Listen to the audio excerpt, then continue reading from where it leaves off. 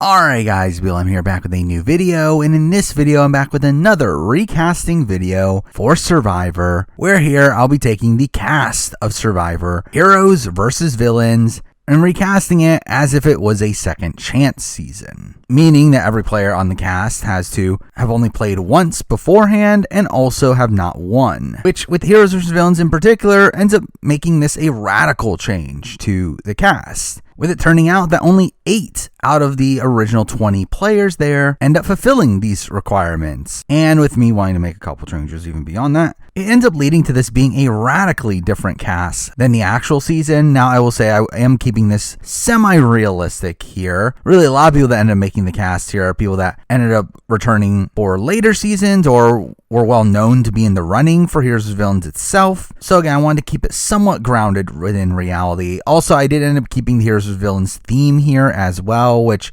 wasn't initially planned, though by the end of the process I decided to just keep it anyway. Now, the way I will be running through this cast is by going through the real cast in order of elimination and talking about if they were replaced and who I would replace them with. So with that, let's start off with the first boot, which obviously ends up being Sugar. Now, Sugar is someone that actually fulfills the requirements here, obviously being a finalist that did not win, had only played one time. However, despite that, I decided to swap her out anyway. And again, I did do this with 2 people that could have technically made the final cast, and while realistically, again, would they have wanted Sugar on this season no matter what? Probably. However, I also feel like it was probably irresponsible production to have Sugar on the cast based on things going on for her at the time, and considering how likely it was that she was going to be a first boot anyway, I decided to leave her off. The question is obviously who to replace her with, and I ended up going with someone that, again, this is someone that we know was in the running, supposedly someone that was cut very late into the process, someone that is actually kind of a surprise that they were in the running for this season. However, that person is Amy O'Hara from Survivor Guatemala, and again, this has always been a strange bit of Survivor history in my mind. The fact that Amy O'Hara was extremely close to being on the original Heroes vs. Villains, as again, Amy is a fun character in Guatemala. However, by this point, Guatemala was quite a ways back, and considering Amy is a pre-merge boot, it is still kind of weird that they almost brought her back for Heroes vs. Villains of all seasons. However, again, if we're doing this second chance theme, again, in a cast where we don't need to have these legends of the game, I feel like Amy kind of works on this cast. So I felt like she was a good pick here. Next up, moving on to Stephanie Grossa, who again just outright does not qualify for the list. Obviously had already played twice. So now for her to replace her with, which this was pretty tough actually, where when looking at the semi-realistic options for this cast, especially on the women's side of things, it's not the largest pool of players, like people that I think production would have legitimately been okay with having back. And when also adding in the Heroes vs. Villains theme as well, along with the fact that I also wanted to make sure that Stephanie's replacement was someone that was decent at challenges. So again, it was kind of a tough spot to fill. However,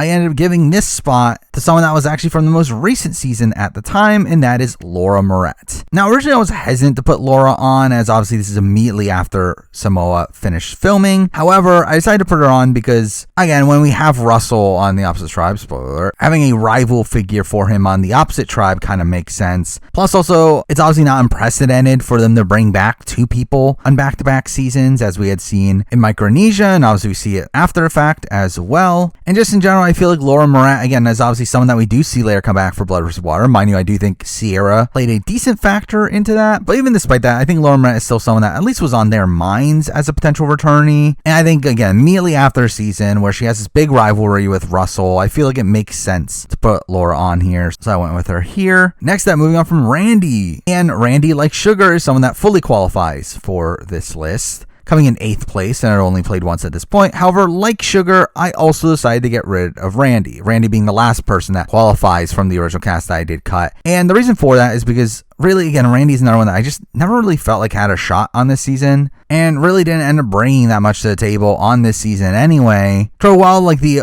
initial concept of having Randy back is something that I do think was fun, especially at the time. I do feel like in retrospect, it kind of feels like more like a wasted spot to me, where I feel like it would have just been better off having Randy as a one-time player. So I took Randy off, and the person I replaced him with is someone also from Gabon, and that person is Kenny. Now, Kenny's someone that we do know was in the running for Heroes vs. Villains, supposedly got cut along the way. And again, I think if we're taking out Randy from this cast, I feel like putting in Kenny just kind of makes sense. Again, another person from Gabon, and kind of fits the villains tribe as well. Is going to play hard. I feel like Kenny, especially at the time, would have been a really solid pick for this tribe. Next up, moving on to Cirie. And again, Cirie obviously doesn't qualify here, 2-time player at this point. So we had to replace her. And again, this is another one that it was a bit tough to find the actual replacement, especially for someone that would land on the hero tribe. As I do think before that, you can consider someone from her original season in Courtney, though I don't know how likely a Courtney return ever was. Taj is someone that would have been a shoo-in for this spot, but again, Taj didn't want to play again. Shambo could have been an interesting person for this spot, but again, Shambo didn't want to play again. I did consider Scout as someone for a while. However, I feel like the fact that I cast a certain other person made Scout just feel like a bit less likely in my mind. Also considered Kimmy Kappenberg, considering the fact that she returned in Second Chance, though I do feel like she was even a random pick at that time. And for her to come back for Survivor 20 would have also felt very random to me. So the person that I went with here is, again, also kind of a random pick, but someone that was also in the running for Cambodia, and someone that at least made it further in the game, and definitely demonstrated a lot of potential first time around. That person is T-Bird. And again, I just think T-Bird would have been really interesting to see back. Obviously, she really wants to play again, and especially for this point in Survivor, again, when they were still casting some people from the early days of the show, I do feel like having T-Bird as one of the representatives of the early days of Survivor kind of made sense to me. So she was probably the last pick for this cast. I did end up going with her here. Next up, moving on to Tom Westman, obviously someone that doesn't qualify, not because he is a 2-time player, but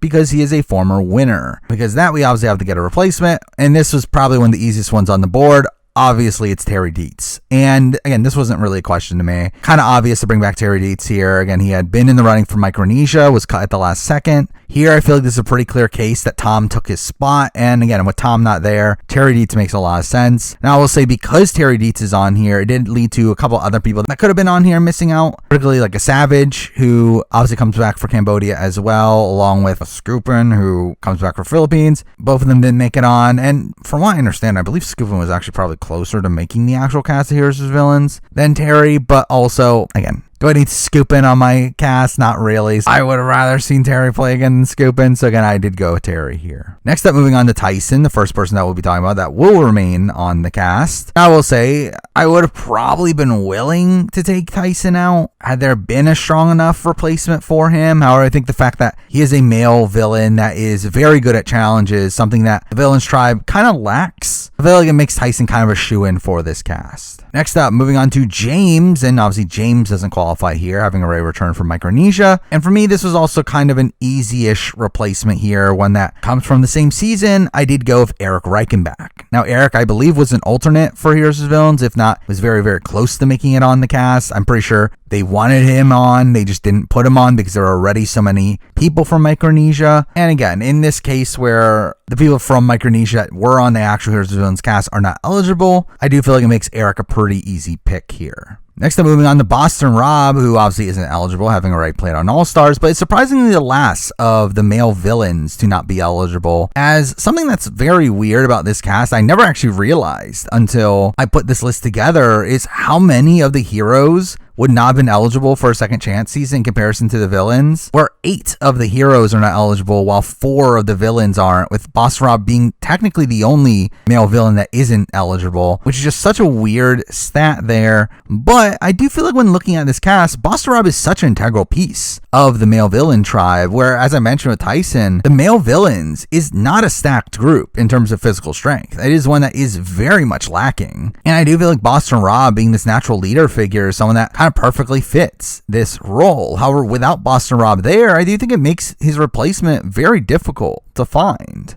To where while there are great villain characters like a Judd or, I mean, again, Varner, but before the game changer situation, again, they really couldn't make the cast here, as again, I did feel like I needed someone that was stronger in challenges, was also more of a natural leader. And because of that, I'm going to go with someone that might seem a bit random. However, this was someone that was in the running for the original Heroes vs. Villains. It's relatively close to making it on, and that person is Ace from Survivor Gabon. And again, like, Ace was this pretty alpha guy, this guy that tried to run whatever tribe he was on. He was also a fun character, with him ticking off really most of his tribe. And again, considering he was very close to making the cast here and is also one of the stronger villain men to be in the running here, I did feel like picking Ace here just made sense. as I do feel like outside that it just leads to really unbalanced tribes. So again, I did feel like he was an easy pick here. Next up, moving on to Coach. And Coach is obviously a lock. I mean, coming into Heroes vs. Villains, there's no way you don't have Coach. One of the biggest characters of all time who was just on in the previous cycle of seasons. Like, there's no way you don't have Coach. However, something I did do here is I did move Coach to the Heroes. And again, this was kind of a tough choice because the person that ends up replacing him later on is someone that technically has a very similar game philosophy to Coach. However, I do feel like Coach looks at himself as a hero,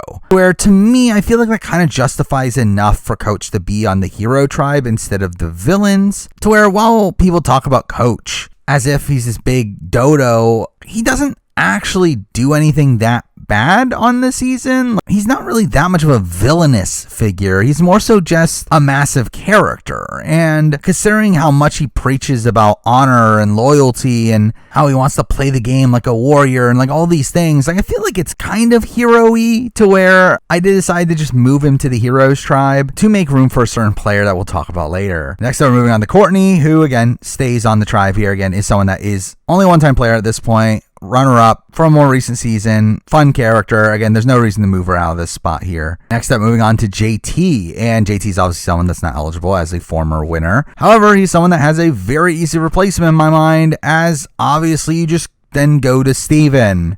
Now, Steven's someone that I'm not 100% sure if he would have said yes to Heroes vs. Villains. I know by the time of Caramoan, he was someone that was in the running and got cut more than likely in favor of Cochran. However, at the time of Heroes vs. Villains, if we're not having JT on, I feel like Steven being the replacement for him feels about right. It also ends up weakening this Heroes tribe a bit, to where obviously JT is better in challenges than Steven, so it kind of evens that out as well. And obviously just Steven is a really great player. That would be very interesting to see back. So I just think as a whole, it kind of works out here. Next up, moving on to Amanda. Again, another person that isn't eligible as a two-time player. And to replace her, I have a pretty easy pick here. Someone that was originally in the running for Micronesia, though I believe turned it down. And I'm not 100% on where she was at the time of Heroes vs. Villains. Obviously, she comes back later for Cambodia. So whatever, I put PG on. And again, for me, this was kind of a no-brainer. Obviously, they come from the same original season. Billy PG is still someone that was on their radars. And while the hero moniker is maybe like slightly wonky, I mean, she still was a scrappy underdog figure. And to be fair, even Amanda's hero moniker was like a bit wonky too. So I feel like PG kind of perfectly fit here. Next, moving on to Candice. And Candice is another person that is fully eligible for this list. However, like Coach, I'm going to swap her tribe. Where obviously she was originally on the Heroes tribe, I'm going to move her to the Villains. Now,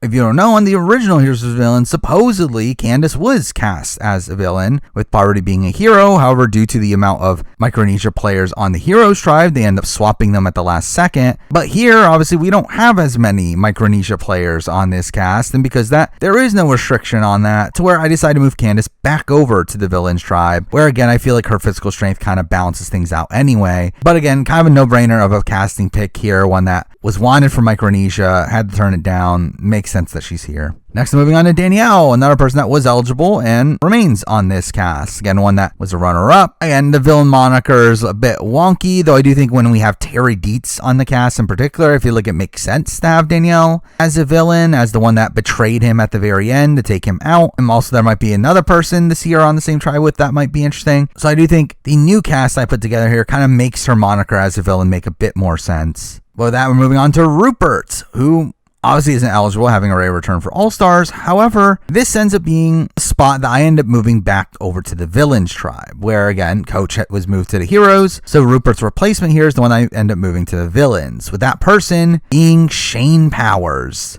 And again, as I mentioned, having Shane and Danielle on the same tribe would be fun. Obviously, Shane was someone that was supposedly on the cast of Heroes vs. Villains until the last second and got cut, probably due to Russell. And when it comes to this cast here, again, it's just kind of a no-brainer in my mind to have Shane Powers here. Now, again, I think the thing that you quabble with is probably his distinction as a villain, not necessarily in the fact that is he a villain, but more so in the fact that he is a villain and Coach isn't. Where again, I do think there are a lot of similarities between Coach and Shane. So again, swapping their tribes is something that might be a bit questionable, though I do feel like Coach again kind of preaches more so on the honor and integrity than Shane, who does still play by those rules. He does have his sense of morality that he tries to play by, but I don't think that's a major portion of his character. Where I think more of Shane's character is how crazy and wacky he is and how he's randomly yelling at people, and I feel like that kind of makes him feel more like a villain, at least more so than Coach, which is why I made the choice to move him over to the Villains tribe. At least more so than Coach, to where switch made sense to me. Next up, we're moving on to Colby, and Colby's obviously not eligible, having played in All-Stars, and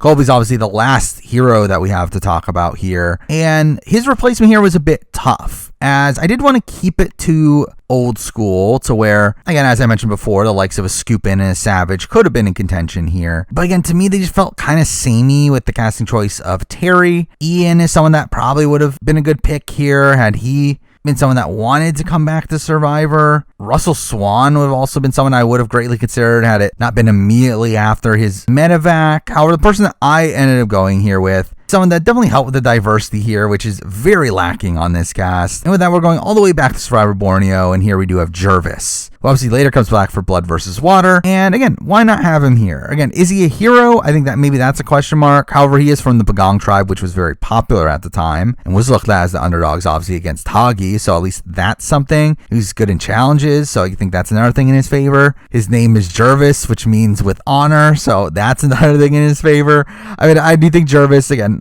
debatably a hero, but I think swapping out Colby with another like really old school Survivor player makes a lot of sense. That's where I went with here. But now let's wrap it up with a whole bunch of villains, starting off with Jerri Manthe. And obviously Jerri can't make the cast. She has played in All-Stars, so there are few contenders here. Now, some of the female villains that didn't end up making the cut. Now, really for the picks as the replacements here, I did feel like they were pretty obvious. The only female villain that was in contention in my mind that didn't make it on was Corinne, though, again, she couldn't make it on. She was actually on the cast originally over Danielle and had to drop out due to work obligations. So again, not going to put her here. So the person I am going to replace Jerri with, someone that again supposedly was caught deep into the process, and that person is Twyla from Vanuatu, who was again a massive character, a very confrontational figure, one that was also still willing to play the game. I feel like it's definitely a shame that she never got the chance to play again. I feel like a spot like this would have been pretty good for her. Next up, we do have Russell, and Russell obviously does qualify, having never won before,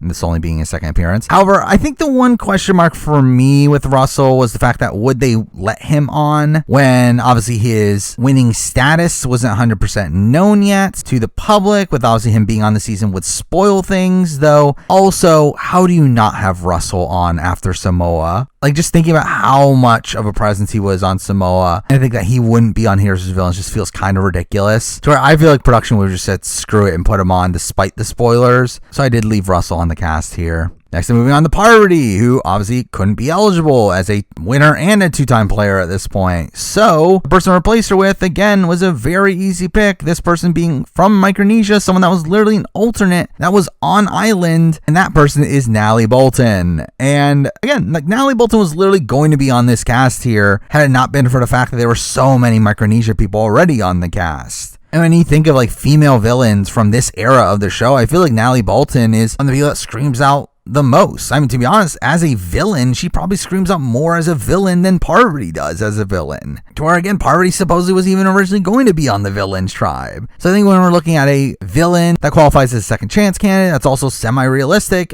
Natalie Bolton is the obvious pick here. But finally, we're moving on to Sandra, who obviously was not eligible for this cast as a former winner. However, her slot actually gets transferred over to the Heroes here, as again, I did move Candice over to the Villains. But even then, this slot ends up being kind of difficult to fill here. Because when looking at female second chance candidates, it feels like a lot of them just didn't really want to play again, or really couldn't. When we have the likes of a Taj, or a Cirie who declined this season, Shambo declined this season, Kelly Goldsmith declined this season. It's like, the options are pretty few.